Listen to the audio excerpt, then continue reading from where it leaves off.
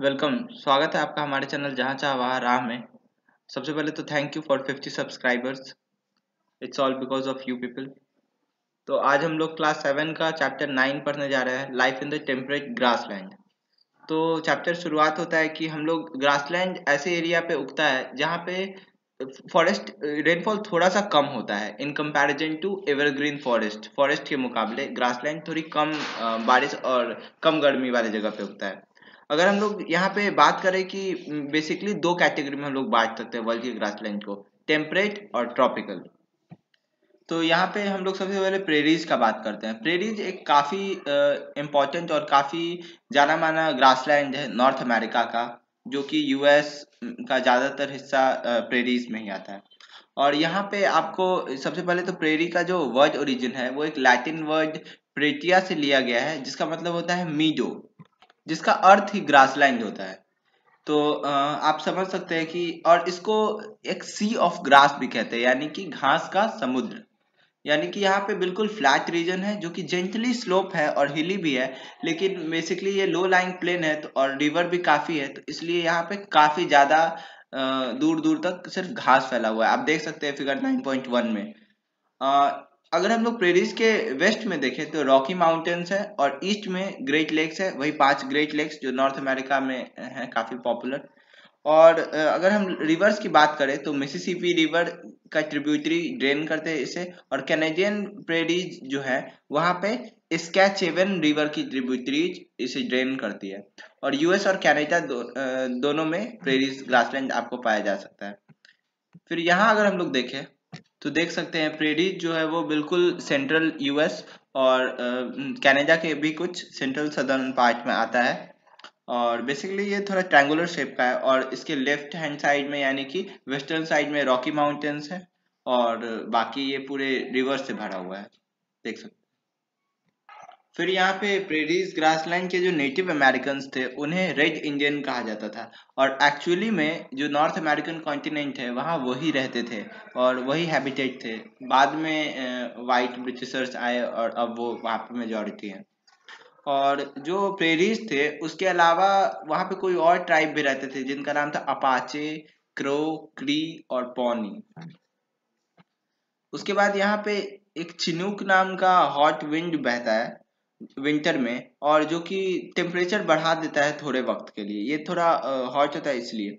और इससे क्या होता है कि स्नो जो होता है वो मेल्ट हो जाता है और पास्चर काफी फैल जाता है लैंड पे, पास्चर काफी उग जाता है, और इसलिए एनिमल ग्रेजिंग के लिए भी ये बिल्कुल सूटेबल बन जाता है। अगर हम लोग टेम्परेचर की बात करें तो 20 डिग्री सेल्सियस समर में जाता है और विंटर में -20 डिग्री तक जा सकता है, स्पेशली विनिपेग में जो कि कनाडा में है। और उसके बाद अगर हम लोग रेनफॉल की बात करें तो रेनफॉल मॉडरेट है। ऑब्वियस है, अगर रेनफॉल बहुत ज्यादा होता तो यह फॉरेस्ट होता। और absence of north south barrier है, मतलब कि ज्यादा कोई बीच में बैरियर नहीं है, सिर्फ वेस्टर्न साइड में माउंटेन है लेकिन नॉर्थ और साउथ में कोई बैरियर नहीं है, इसलिए चिनूक विंड जो है वो पूरे एरिया में बहती है। उसके बाद अगर हम लोग फ्लोरा और फौना की बात करें तो ये प्रैक्टिकली ट्री लेस है, मतलब ऑलमोस्ट यहाँ पे कोई ट्री नहीं है। और विलो, एल्डर और पॉपुलर्स नाम के ट्री, ये तीनों ट्री काफी पाए जाते हैं। हालांकि जब भी पानी अवेलेबल होता है तभी ये पेड़ उगते हैं, वरना काफी कम पेड़ है। उसके बाद जो मेजर क्रॉप है वो तो मेज है। क्योंकि 50 सेंटीमीटर ही रेनफॉल होता है इसलिए ज्यादा फार्मिंग हो जाता है और सॉइल फर्टाइल है। लेकिन मेजर क्रॉप जो है वो मेज है, और उसके अलावा पोटैटो, सोयाबीन, कॉटन और अल्फा अल्फा नाम का एक क्रॉप भी है।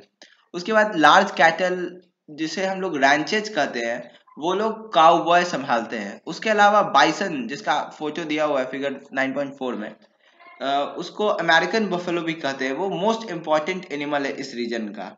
और आप देख सकते हैं फिगर 9.3 में काउबॉय हैट के बारे में आपने शायद सुना हो, वो इसी काउबॉय का बात होते रहता है। उसके बाद अगर हम लोग बात करें कुछ एनिमल्स जैसे कि रैबिट, क्यूट्यूज, ग्योफर्स और प्रेरी डॉग, जो कि यहाँ नहीं मिलते हैं इंडिया में, वो सब वहाँ काफी इजिली अवेलेबल है। उसके बाद यहाँ पे ग्लोसरी सेक्शन में कंबाइन के बारे में दिया हुआ है। ये एक सिंगल मशीन होता है जो कि हर तरह का टास्क कर देता है एग्रीकल्चर का, चाहे वो सोइंग हो, प्लॉइंग हो, थ्रेसिंग हो। तो इसे 3-in-1 कहते हैं।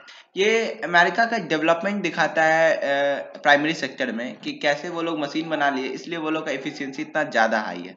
उसके बाद यहाँ पे इम्पोर्टेंट सिटी की बात करें अगर अमेरिकन प्रेडी में, तो शिकागो, मिलियोपोलिस, इंडियनापोलिस, कैनानास और डेनवर, ये सभी अमेरिकन प्रेडीज के शहर हैं। और कनाडा की बात करें तो एडमंटन, सास्काटून, कैलगरी और विनिपेग, ये सभी कैनेडियन प्रेडीज में आते हैं, सभी शहर। उसके बाद अगर हम लोगों की बात करें तो ये दोनों ही कंट्री, यूएस और कनाडा, दुनिया की सबसे डेवलप्ड कंट्रीज में से एक है। और प्रेडीज जो है वो उसे grassland of the greeneries of the world भी कहते हैं, क्योंकि इसमें बहुत ही ज्यादा वीट प्रोडक्शन होता है जो पूरा दुनिया भर में एक्सपोर्ट होता है। उसके बाद अगर हम लोग बात करें डेयरी बेल्ट की, तो ग्रेट लेक से लेके अटलांटिक कोस्ट जो कि ईस्ट में है, वहां तक एक डेयरी बेल्ट है जहाँ पे डेयरी फार्मिंग एक मेजर इंडस्ट्री है। उसके बाद अगर हम लोग बात करें तो कोल और आयरन भी यहाँ काफी इजीली अवेलेबल है, जिससे ये रीजन काफी ज्यादा इंडस्ट्रियलाइज्ड है।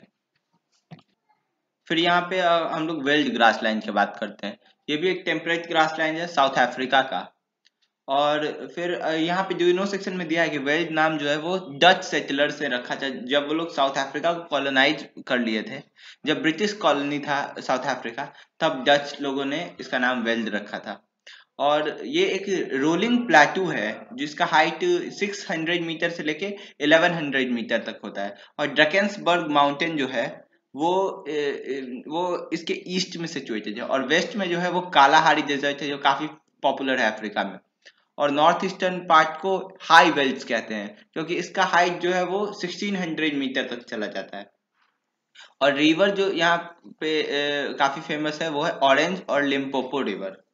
उसके बाद अगर हम लोग यहाँ पे साइड में देखें तो कुछ प्लेस जो है वहाँ पे आप लोग ग्रास उगा सकते हैं, जैसे कि हर जगह पूरे ऑल ओवर द वर्ल्ड आपको दिख जाएगा लॉन में, जैसे क्रिकेट फील्ड में या साइड या crack of the side walk पे, तो ये सब उग जाते हैं नेचुरली भी।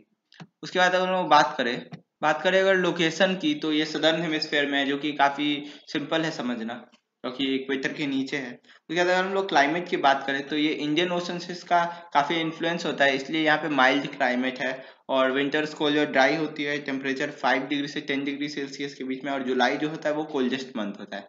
और समर शॉर्ट और वार्म होती है। जोहानिसबर्ग जो है वहाँ पे 20 डिग्री तक टेम्परेचर चला जाता है समर में।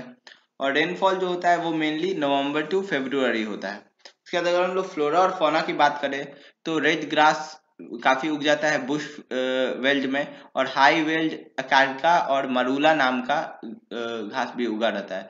और एनिमल्स में बात करें तो लायन, लेपर्ड, चीता और कुडू नाम का एक एनिमल होता है, वो काफी पाया जाता है। अगर हम लोग पीपल की बात करें तो कैटल रियरिंग, माइनिंग काफी फेमस है, क्योंकि वेल फर्टाइल नहीं होता है लेकिन मिनरल रिच होता है। मेन क्रॉप मेज, व्हीट, बार्ली, ओट्स, पोटैटो। और कैश क्रॉप में टोबैको, शुगर केन और कॉटन। और शिप को पाला जाता है उसके वूल के लिए, स्पेशली मेरिनो शिप को। और डेयरी फार्मिंग जो है मेनली बटर और चीज के लिए, और इसका एक्सपोर्ट भी होता है। उसके अलावा अगर हम लोग बात करें वेल्थ की, तो यह रिच रिजर्व ऑफ मिनरल्स है जो कि आयरन और स्टील इंडस्ट्री में काफी फेमस है, क्योंकि यहाँ पे कोल और आयरन इजीली अवेलेबल है। और उसके बाद अगर हम लोग बात करें तो गोल्ड और डायमंड का माइनिंग भी यहाँ पे काफी ज्यादा फेमस है। आप देख सकते हैं डायमंड माइन किम्बर्ली में। और जोहानिसबर्ग को तो gold capital of the world कहा जाता है, और किम्बर्ली को डायमंड माइन के लिए फेमस माना जाता है। ये काफी इंपॉर्टेंट फैक्ट है, याद कर लीजिएगा। और साउथ अफ्रीका दोनों गोल्ड और डायमंड के माइनिंग के लिए काफी ज्यादा फेमस है। उसके अलावा एक्सरसाइजेज, आई होप ज्यादा कोई डाउट नहीं होगा। अगर कोई भी डाउट हो तो आप कमेंट सेक्शन में डाल सकते हैं। Must subscribe the channel, like the video, share it as much as possible if you find it helpful. Thank you very much.